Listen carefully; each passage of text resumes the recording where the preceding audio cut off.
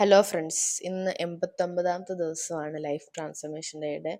കുറേ നാളിന് ശേഷം ഞാൻ ഓടാൻ പോയി. അതിൻ്റെ എക്സൈറ്റ്മെൻറ്റും എനിക്കുണ്ടായിരുന്നു.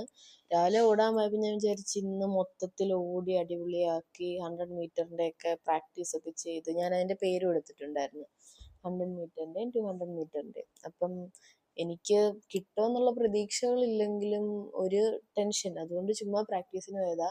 പക്ഷെ ചെന്ന് കഴിഞ്ഞപ്പോഴാണ് മനസ്സിലായി, ഞാൻ 2 വർഷത്തോളം ആകുന്നു ട്രെഡ്മില്ലിൽ പോലും ഒന്നും ഓടിയിട്ടൊന്നുമില്ല. അതിൻ്റെ ആയിരിക്കും അതികഠിനമായ വേദന എൻ്റെ കാലിൻ്റെ നടുക്ക് ഭാഗത്ത്, മറ്റേ ആ എല്ലിന്.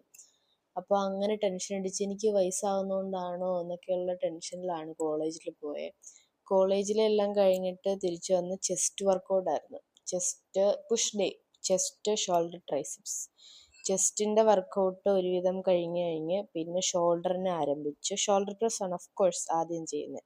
പിന്നെ സൈഡ് റേസ്, ഫ്രണ്ട് റേസ്. അത് കഴിഞ്ഞപ്പോൾ അമ്മ വിളിച്ച് എവിടെയാണെന്ന് ചോദിച്ചു. ലേറ്റായിരുന്നു. നേരത്തെ താമസിച്ച് പോയാലും നേരത്തെ പോയാലും അമ്മയ്ക്ക് 6:30 വീട്ടിൽ കയറണം ഞാൻ. അതുകൊണ്ട് പെട്ടെന്ന് ഒരുമാതിരി എല്ലാം ചെയ്തിട്ട് ഷടേന്നും പറഞ്ഞ് വീട്ടിലോട്ട് പോകാൻ ചെയ്യുന്നു. അന്നേരമാണ് ഓർത്തെ സ്ട്രെച്ച് ചെയ്തില്ലല്ലോ. പിന്നെ ഞാൻ കുറേ സ്ട്രെച്ചിങ് അന്ന് നിപ്പിൽ തന്നെ ചെയ്ത് അതെല്ലാം കംപ്ലീറ്റ് ആക്കിയിട്ട് വീട്ടിൽ പോയി.